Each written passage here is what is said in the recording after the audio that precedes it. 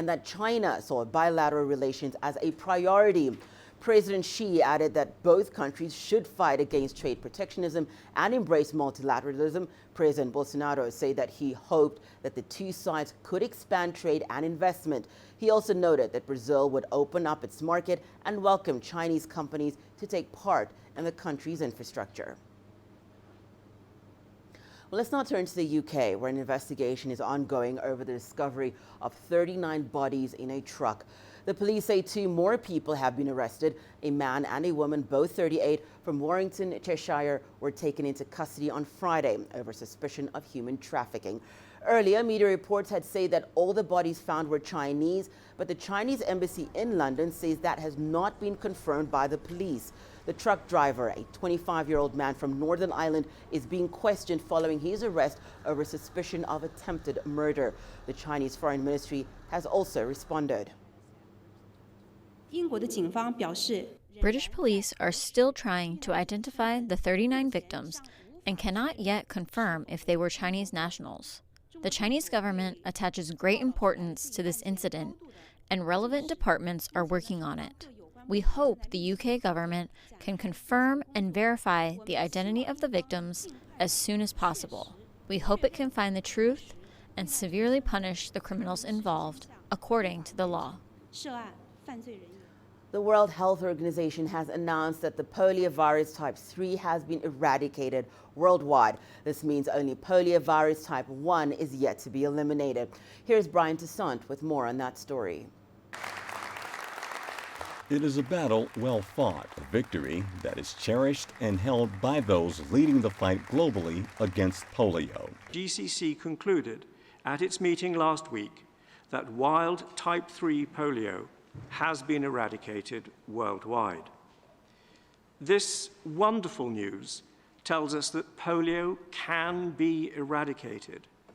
2 of the poliovirus strains are gone, and only type 1 polio remains, and that only in Pakistan and Afghanistan.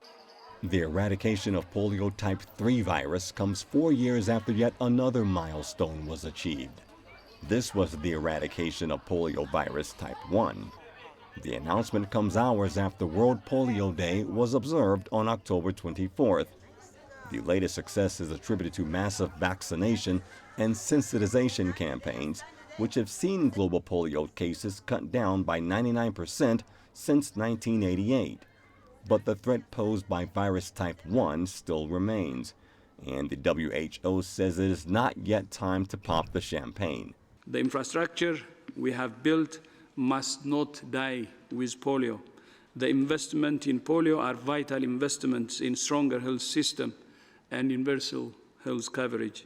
The same health workers who deliver polio vaccines have helped fight Ebola, cholera, and other disease outbreaks, address malnutrition, provide measles vaccinations, deworming tablets, and malaria bed nets. It's a great example of how a disease-specific program can contribute to health system strengthening and our goal of universal health coverage. Polio affects the nervous system and can cause irreversible paralysis within hours, and it has no cure. However, it can be prevented through vaccination. In populations without vaccinations, these viruses can reemerge and spread swiftly. Actually, vaccinated people can spread the virus to the unvaccinated, especially in areas with no or poor toilet facilities. Brian Toussaint, CGTN. Botswana has concluded its 12th general election with a ruling Botswana Democratic Party retaining its mandate to govern for yet another 5 years. Despite assertions that this would be Botswana's toughest electoral contest, the BDP won with a convincing majority, gaining 38 of the National Assembly's 57 seats. The opposition Umbrella for Democratic Change secured 15 seats. The SADC election observer mission commended Botswana for conducting free and fair polls. However, the mission's recommendations included the use of indelible ink and translucent ballot boxes to reduce irregularities and improve transparency.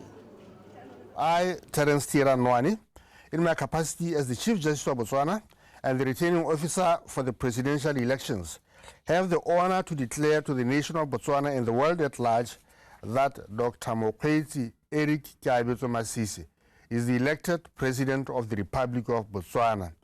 The government is urged to amend the Electoral Act to make provision for the use of indelible ink to minimize the possibility of double or multiple voting, as well as to adopt the use of transparent ballot boxes to enhance the transparency of the electoral process. The COM observed that the pre-election and voting phases of the 2019 general elections were well organized and were conducted in a peaceful and free atmosphere, and the environment enabled the voters to express themselves in a transparent manner.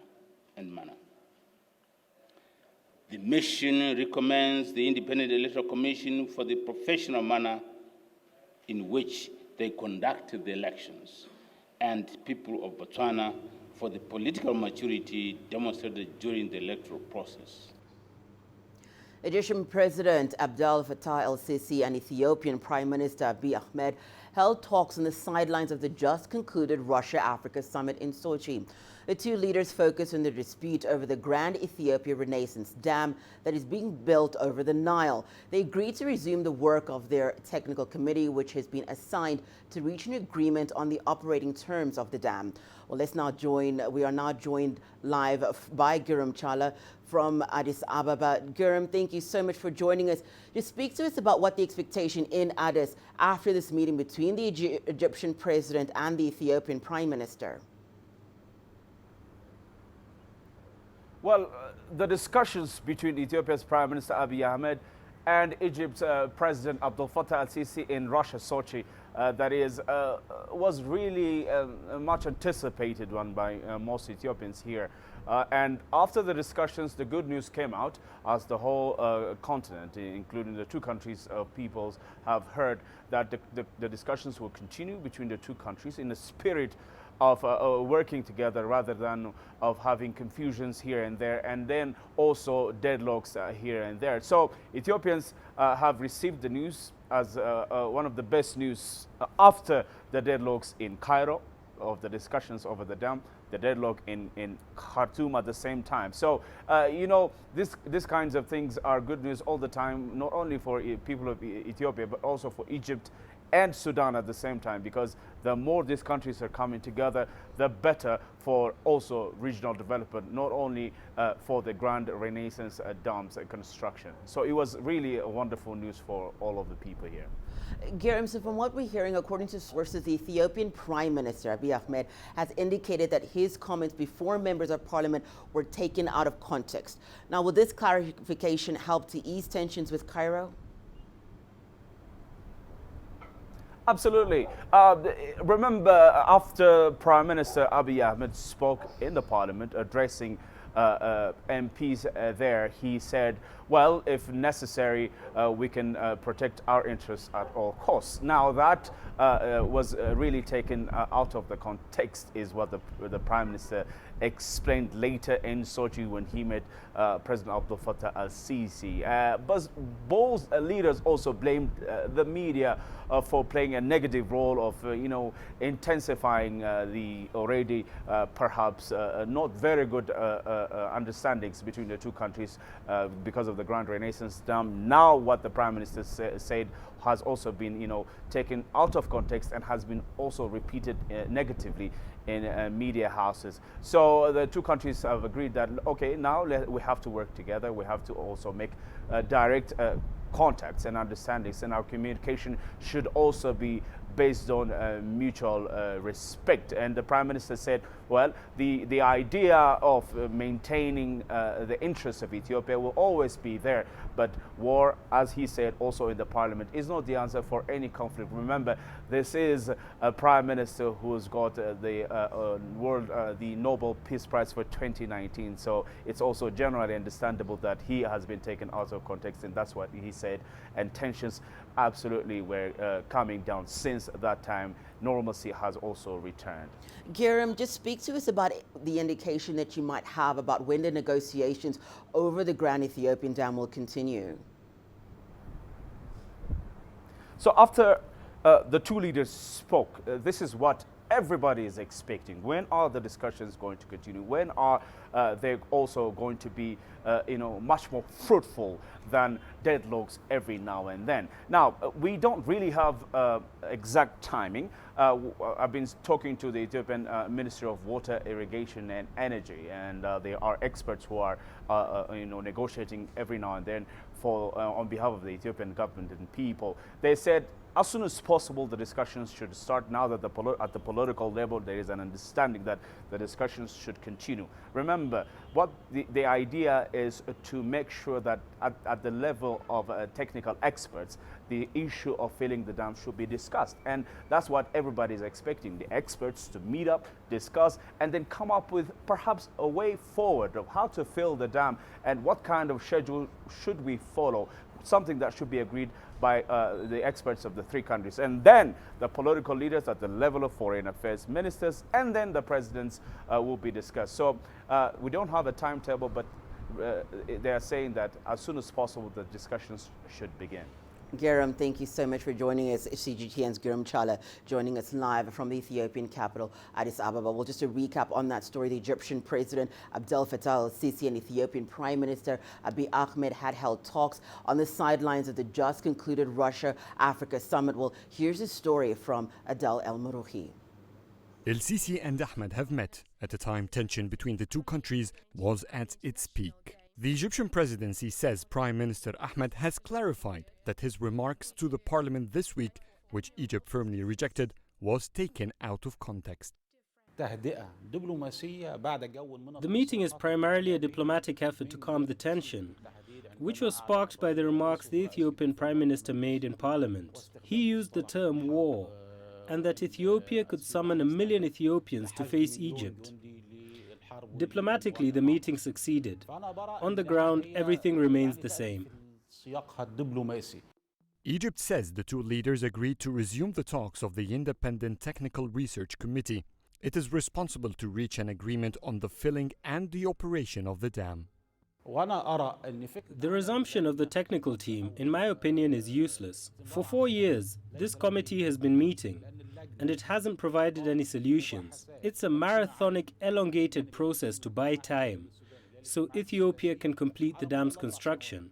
The dam will start operating next year. I don't see an agreement that pleases Egypt that will be reached.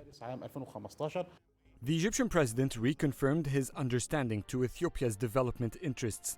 He stressed, however, that these aspirations should not override Egypt's rights in the Nile's water.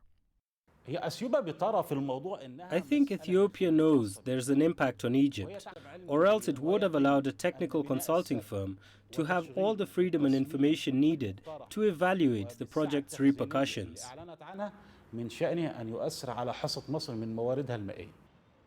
For Egypt, tampering with its water share is a matter of national security. It will affect its development, agricultural productivity, and more importantly, it will have an effect on the water source that provides more than 90% of its drinking water. The Nile for Egypt is a matter of life or death. Adel El-Marouhi, CGTN, Cairo. It's time now for us to take a short break, but when we return, more news making headlines, including EU agrees to Brexit deadline extension, but will decide next week how long that will be. And Zimbabwe elephants dying from starvation and thirst as drought worsens. Images may appear to be identical, but looks can be deceiving. The difference is not always obvious. It has to be discovered. There are always different sides to a story. We put the focus on the details. To see more, to understand better. CGTN. See the difference.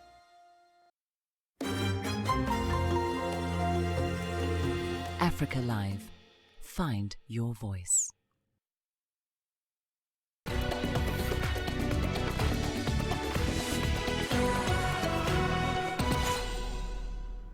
Welcome back. You're watching Africa Live. Well, on to the latest on Brexit. The European Union has agreed to London's request for another extension to the Brexit deadline, but it did not say by how long. EU diplomats met in Brussels on Friday. They were expected to discuss the length of a third delay to Brexit, but they say they were reluctant to set a date as that could affect the direction of political events in London. Meanwhile, British Prime Minister Boris Johnson has admitted that he won't be able to make the current deadline of October 31st, which is next Thursday. He's demanded a vote in Parliament on whether to have a snap election in December to break the deadlock.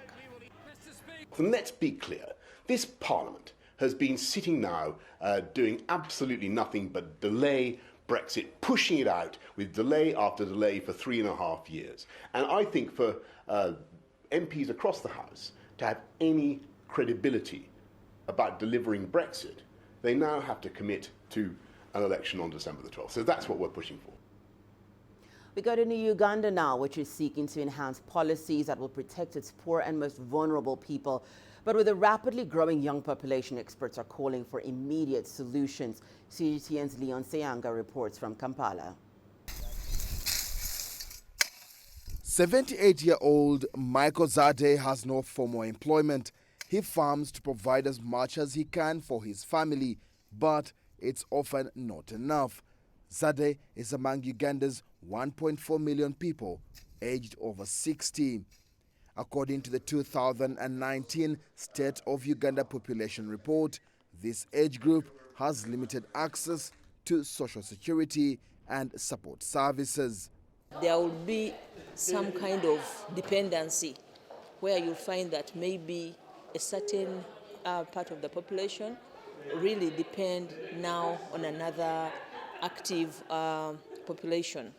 And when it comes to that kind of area, we have to appreciate issues of social protection. Uganda's social protection policies include pension schemes, social assistance to children and people with disabilities.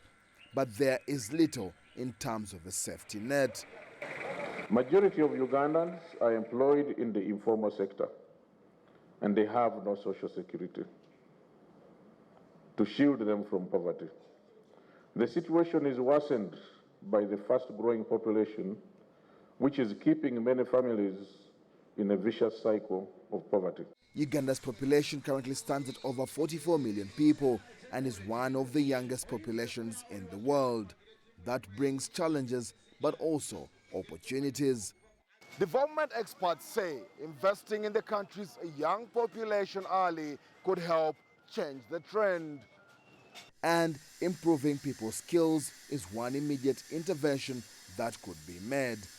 I foresee a situation where youth can grow and earn a living which will sustain them even when they are aged.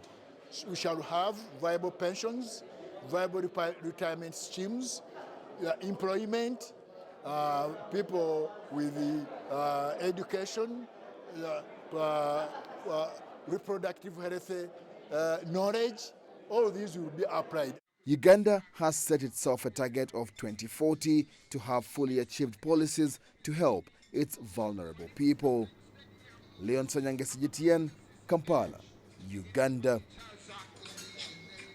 Staying in Uganda, the Wildlife Authority says a group of gorillas that migrated from Rwanda has been at the Muhanginga National Park for about 3 weeks now. Conservationists say the migration is ideal for tourism because it increases the number of gorilla groups at the park. CGTN's Isabel Nakira reports. Ugandan conservationists are keeping track of a visiting group of gorillas from Rwanda. The Hero group of 18 gorillas has been in Uganda's Muhanginga National Park for about 3 weeks now. When a gorilla comes, a group of gorillas come, we are able to tell that this is not one of ours. And that's why we are able to tell that, wait a second, we have a visiting group, because it's not known among the groups that we have in Uganda. Muhanginga National Park is located at the border with Rwanda and is part of the Virunga Massif, an expanse of volcanoes and forests that span across Rwanda, Uganda and the DRC. Muhanginga National Park has around 600 gorillas. The Wildlife Authority says the migration is a boost to gorilla tracking revenues. Gorilla tracking is the cash cow. It's the one that brings in a lot of revenue that we are using to do conservation work. The revenue we are using to do animal translocations, the revenue we are using to contain diseases, the revenue we are using to do law enforcement, the revenue we are using to pay salaries. So gorilla tracking contributes a very big percentage. Conservationists say migration of gorillas is seasonal. A similar incident happened 4 years ago when the Nyakagezi group of gorillas from Uganda crossed to Rwanda and stayed there for months before returning. The Uganda Wildlife Authority says this group too will with time return to their habitat in Rwanda.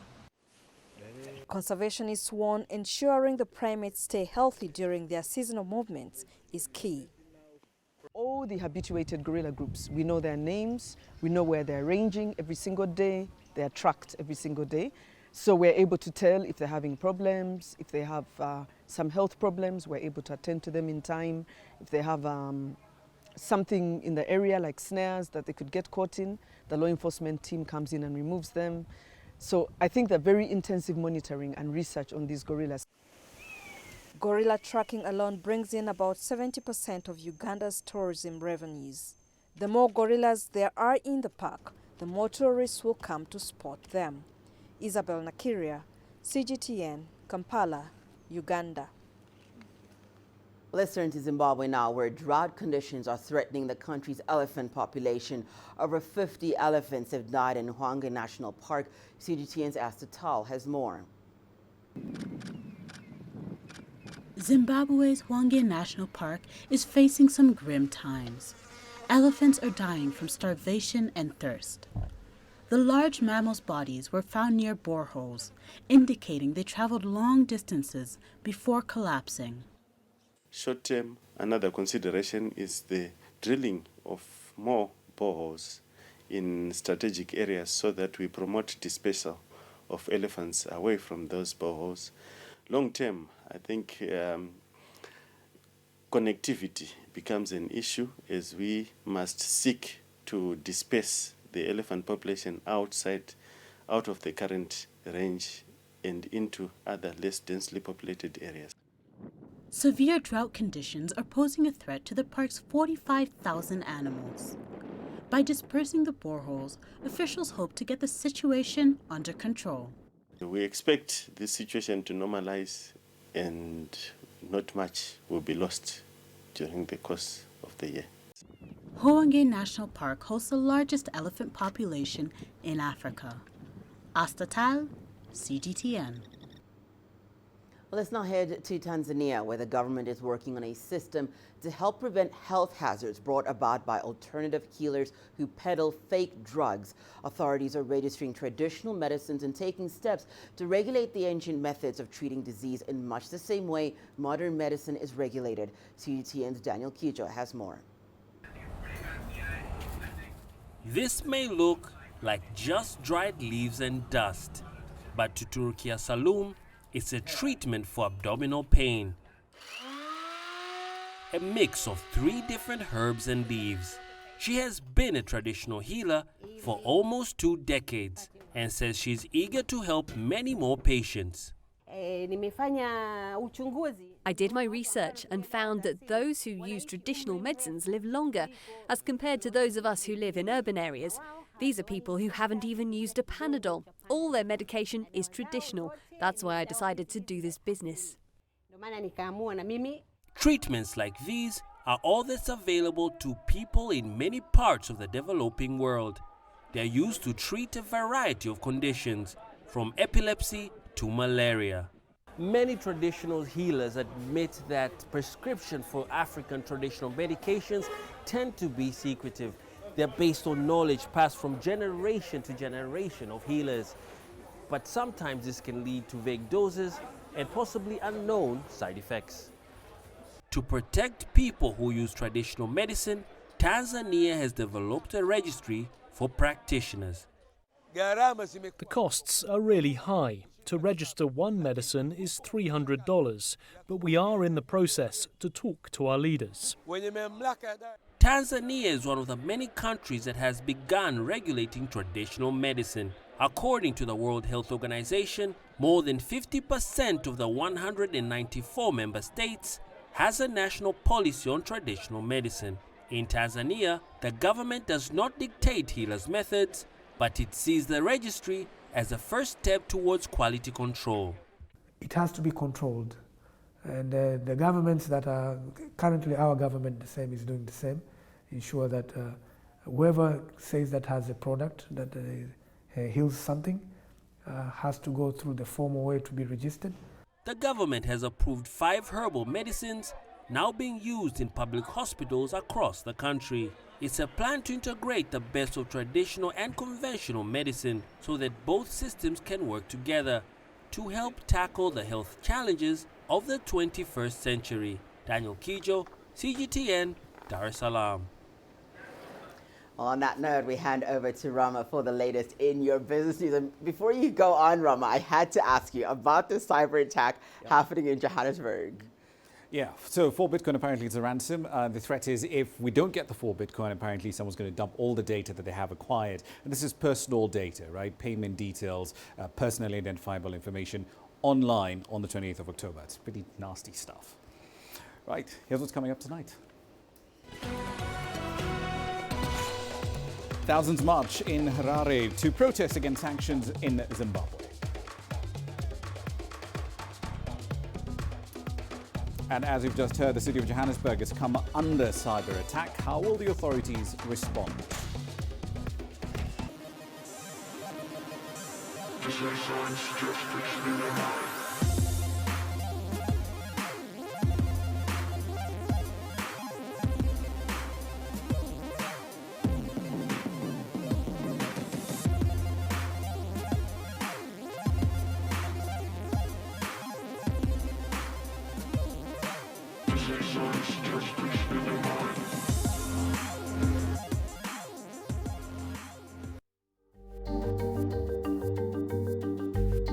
Africa Live.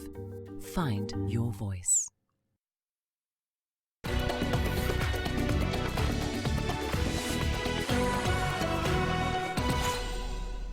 But let's start in Zimbabwe. Thousands of citizens led by the country's president have taken part today in mass demonstrations demanding the lifting of economic sanctions against entities in the country. Now, the protesters carried placards condemning the restrictions while marching through the capital, Harare.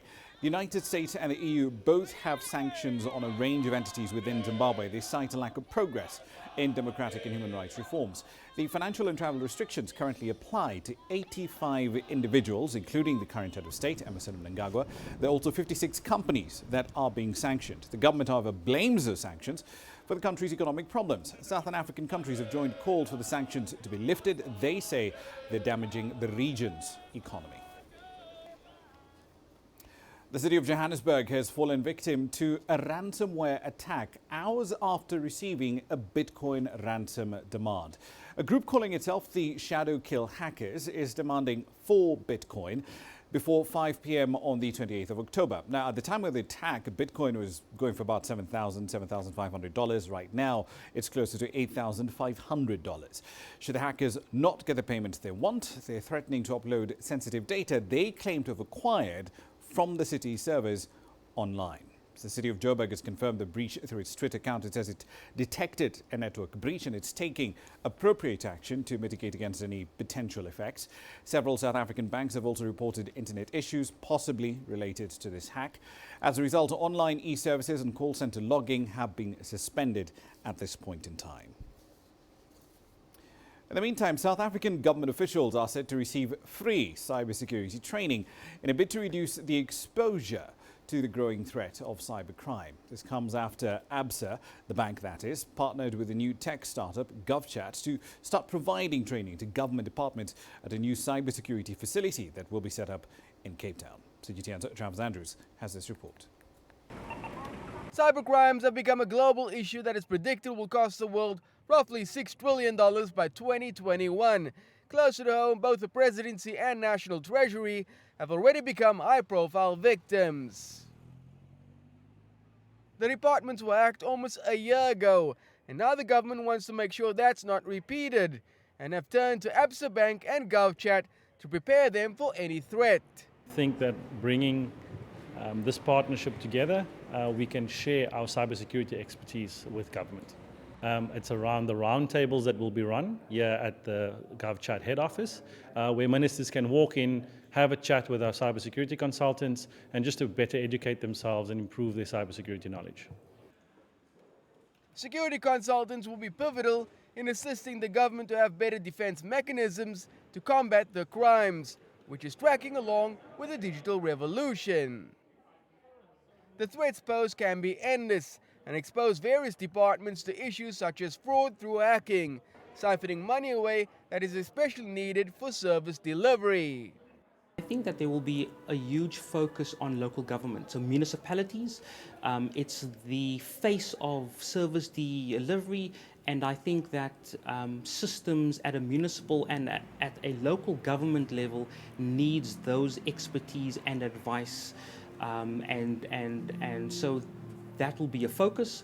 But I do think that national government departments like government comms, if you look at state security, if you look at agriculture. Security experts have predicted there will be more than 3.5 million cybersecurity vacancies by 2021. Now, in there lies the potential for the government to address serious job creation issues, especially to combat what could be one of the most important cybersecurity threats facing the public. Look at ID numbers, which is a contract between citizens and government, not between banks or the private sector. It's an agreement between citizens and government. I think the protection of that data is an important one. In many ways, the government has turned to the private sector because they have the expertise necessary to deal with cybercrime that is not only damaging in its current form, but is expected to evolve over time. Travis Andrews, CGTN, Cape Town. Right then, on to the business of capital markets. The office-sharing giant WeWork's new chairman is defending a $1.7 billion payout to the company's founder and former CEO, Adam Neumann. The executive chairman says there's no risk of the company going bankrupt. Now, Neumann currently owns a little over 1/5 of WeWork. It effectively gives him the right to sell his stake for as much as $970 million.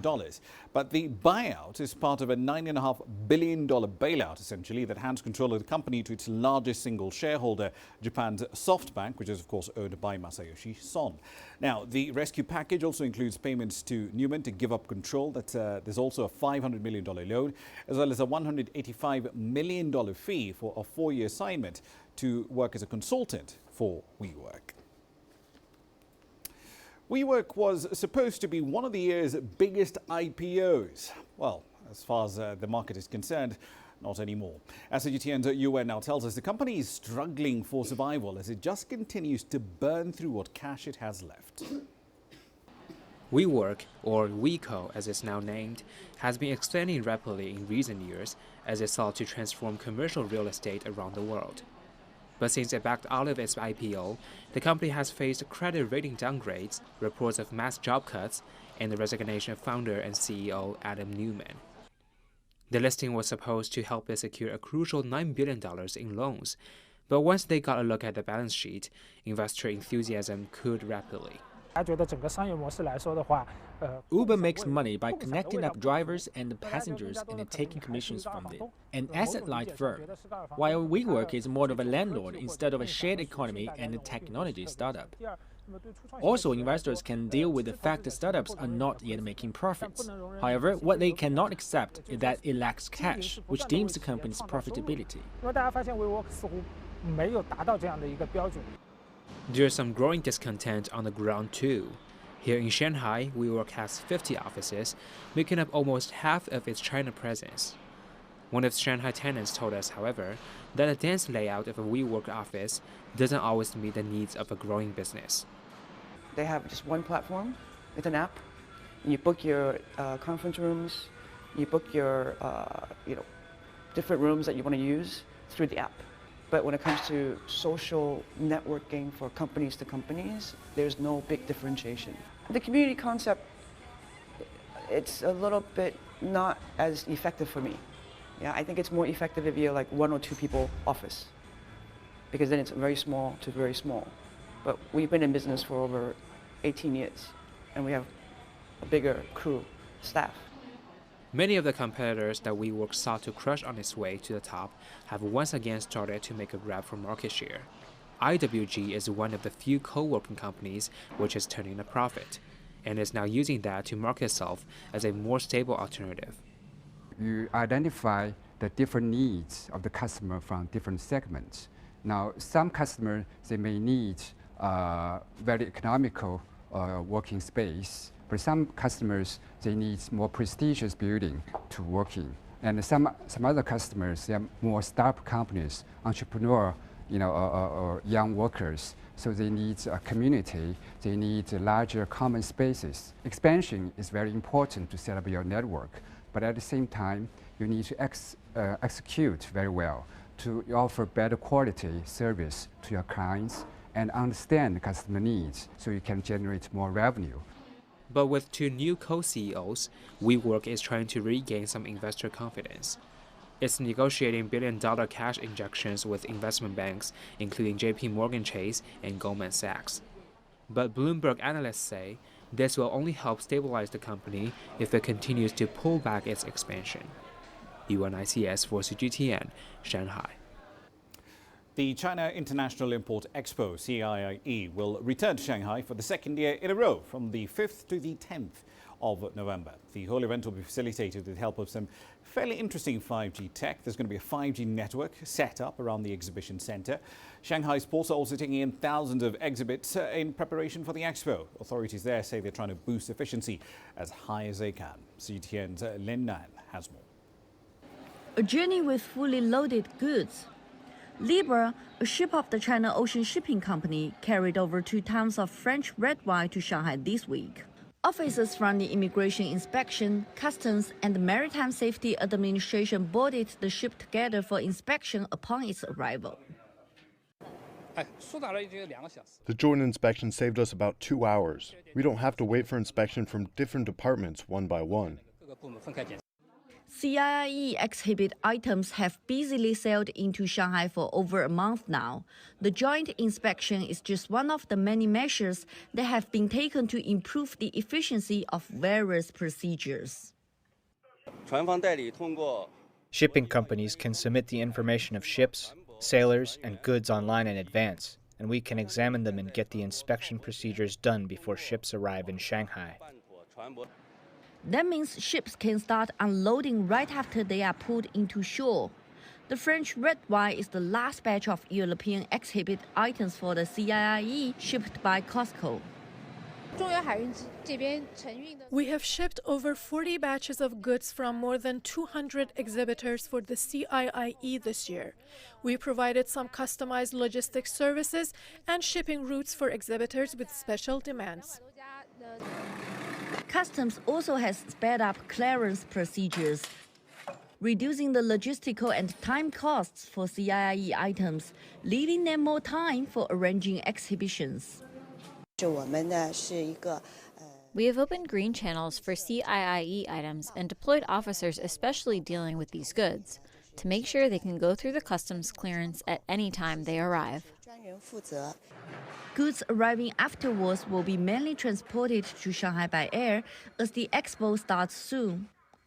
The exhibiting items will be on display at the CIIE in less than 2 weeks, bringing the latest trends and the most attractive products from all over the world to Chinese consumers. Li Nan, CGTN, Shanghai.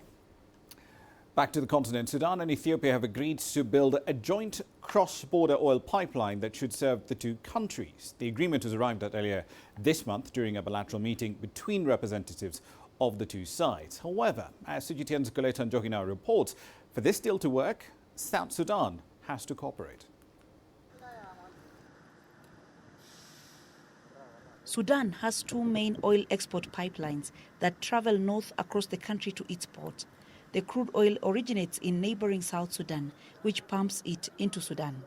Now, Ethiopia and Sudan have agreed to build a joint pipeline, but they will need the cooperation of South Sudan to make this happen. and stability in Juba will be key in making this initiative a success, as political analyst Sunday Okello explains. Sudan, Ethiopia, and bringing in South Sudan, and the area, the geography where this pipeline is actually passing through, these are areas which are very contentious, very is having a lot of conflicts. People are fighting in those areas, and basically also very much underdeveloped in South Sudan especially. So we are seeing a situation where we should not just address the deal of the pipeline, but we should also look at how does it bring stability, how do you put in security issues, which is very contentious in South Sudan today.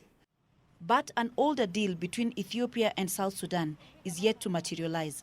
In 2017, the two agreed to build a road linking the countries together, enabling South Sudan to export its oil to landlocked Ethiopia.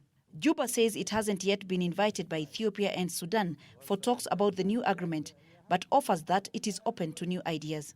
We are looking for corridors of how this oil can be going out to the international markets. South Sudan is blessed. We have a lot of oil that is mainly going towards the borders of Sudan. That one will continue going if we are also going to be able to find some corridors which will come, bring the oil through Ethiopia to Djibouti. That will be fine. We still have our way to go through Lamu, also in Kenya. These are also the corridors that South Sudan need to, find out and work out. Morgan adds that for now, the priority of South Sudan is to return peace to the country, which has been struggling with internal conflict since 2013. A transitional government is set to form in South Sudan on 12th November, but it is already facing a major challenge. All parties are set to agree on a start date, but opposition leader Riek Machar says he wants more time. He says the security is not enough for him and his people to feel safe to go back home. The government says a delay in elections is a delay in development. Now again, Riek is asking for another 3 to 4 months. And I think that is not going to fly. People are tired. As a government, we are responsible for every citizen of South Sudan. We will not allow any citizen again to continue suffering. We are ready to form the government. South Sudan's petroleum ministry says the country is currently producing close to 180,000 barrels of oil and has plans of increasing production by 15,000 more barrels soon. But it could be some time before Ethiopia is able to receive this oil from the newly agreed pipeline. Coletta Njohi, CGTN, Addis Ababa, Ethiopia. We'll leave it there for the time being. I'll be back at the top of the hour, though. We'll be in Johannesburg assessing this latest incident of ransomware being essentially applied to the city of Johannesburg. What is the extent of the damage done, and what can be done to prevent acts like this in future? Details on that and plenty more coming your way live from Johannesburg at 1800 GMT. See you then. For now, back to Hannah. Thank you so much, Rama. You were telling me right now you're not going to be watching the rugby. Nope. I am so disappointed. MotoGP and Formula One, that's my portion. Well, we're going to have the sports news for you after the break with a fascinating weekend coming up you don't want to miss. South Africa looking to reach finals after game against Wales on Sunday.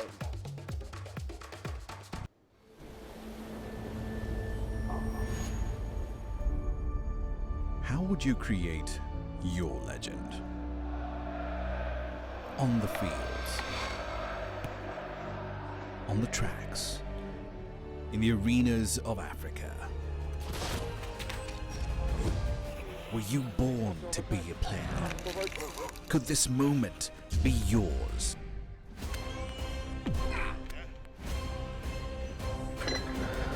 Sports Scene. Find your game.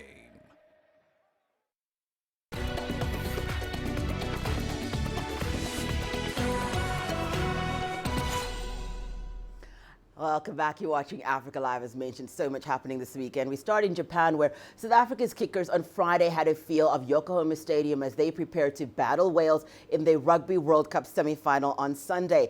The African hopefuls and two-time champions have not lost to Wales in their last 4 meetings. The clash will be a contest between Springboks, who boast a mean defence against the low-scoring Europeans.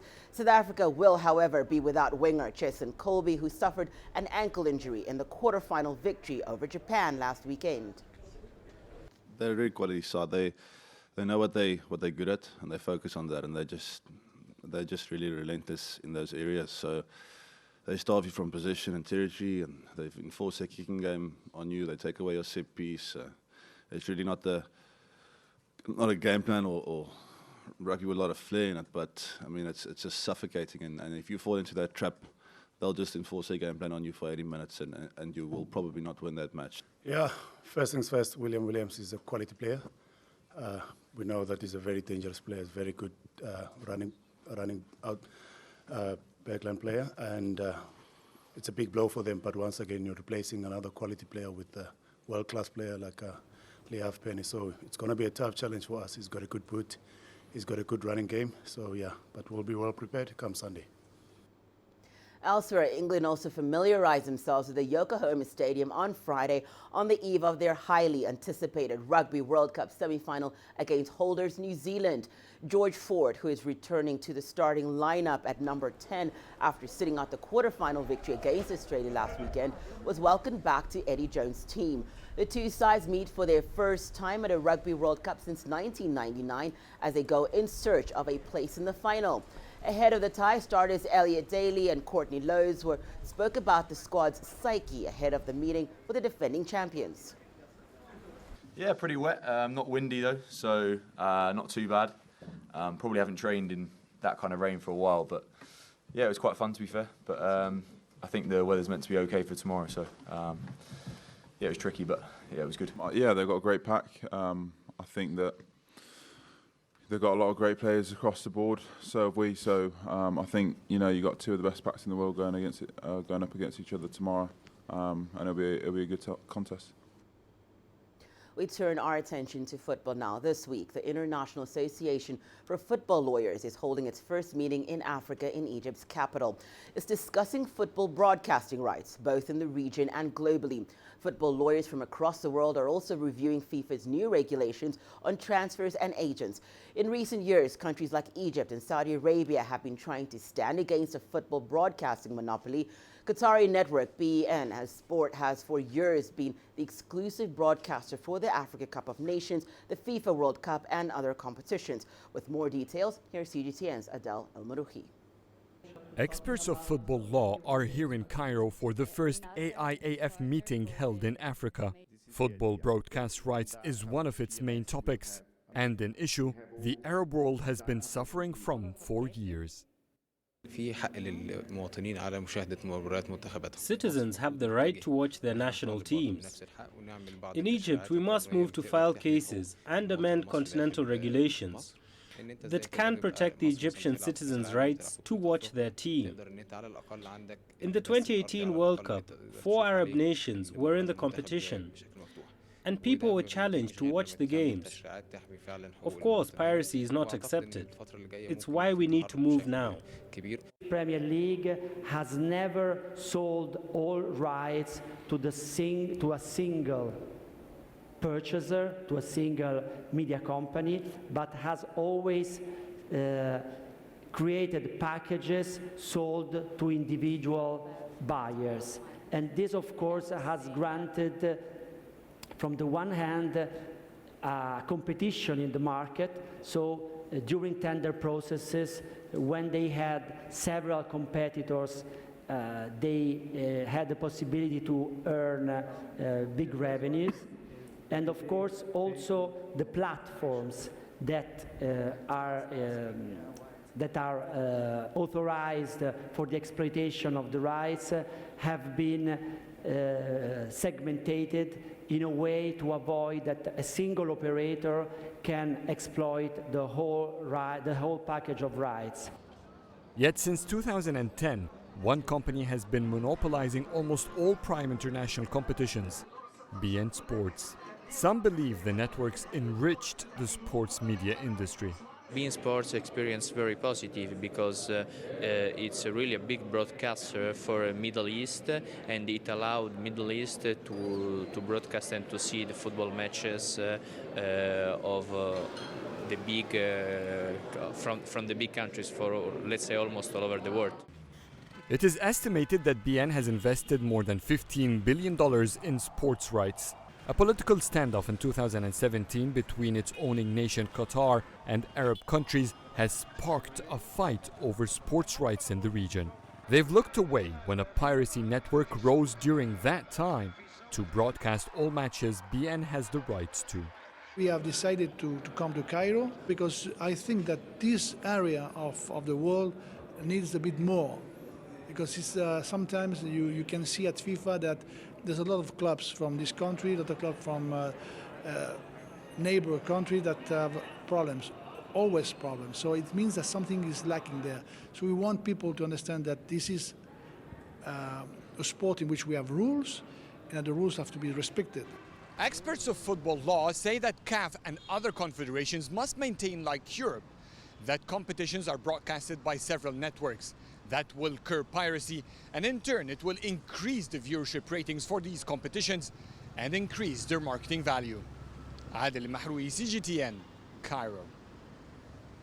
In golf, there will be 5 South African golfers competing for the international team at this year's Junior President's Cup between 8th and 9th December in Melbourne, Australia. The 2019 competition features 12 American players against 12 international participants from around the world. CGTN's Julie Shire met up with junior golfer Jaden Scuffer from Team SA in Johannesburg. One of South Africa's dominant junior working on his A game. Jaden Schapper is one of only 24 international players to qualify for this year's Junior President's Cup. And the hard work has paid off. I've done pretty well in the stroke play events. I'd say it's about 10 stroke play events and I've won 7 of them. Been one over the junior players now, which is probably going to top any of my other wins this year. It's been a real good season for me having the SA stroke play as well. So there's another SA title, but I mean, just it's been a great season, a lot of hard work put into it between my coach, myself, my dad, and just everyone around me. Jaden was just 6 years old when he played his first tournament. Now going into his second Juniors President Cup, he believes the international team has what it takes. I mean, just a great honour for us to represent our countries and for the international team. So I think this year we've got a real good shot because many of us know each other, we all know how good we are, what we can do, and we're all in the team for the same reason. So yeah, hopefully this year we can go out and we can get the win. The international team is made up of players from Australia, China, India and Korea, and 5 of South Africa's top junior golf talents. Quite a few of us in the international team know each other already, being 5 South Africans, 2 Australians and a few other guys. Most of us know each other, so we kind of know what to expect. We've spoken about it so much between the 5 of us. So many of us had the opportunity to make a team, and the 5 of us that have made the team, we're just so excited to get out there, show what we can do and just put South Africa on the map. We have top quality players and we are here to make it, and being 5 of us, the majority in the team, is just unbelievable. Shaper South Africa's leading amateur will soon join the national squad, and together they'll be looking for victory when the 12-strong international team face off against the United States in Melbourne in December. Julie Shara, CGTN, Johannesburg, South Africa.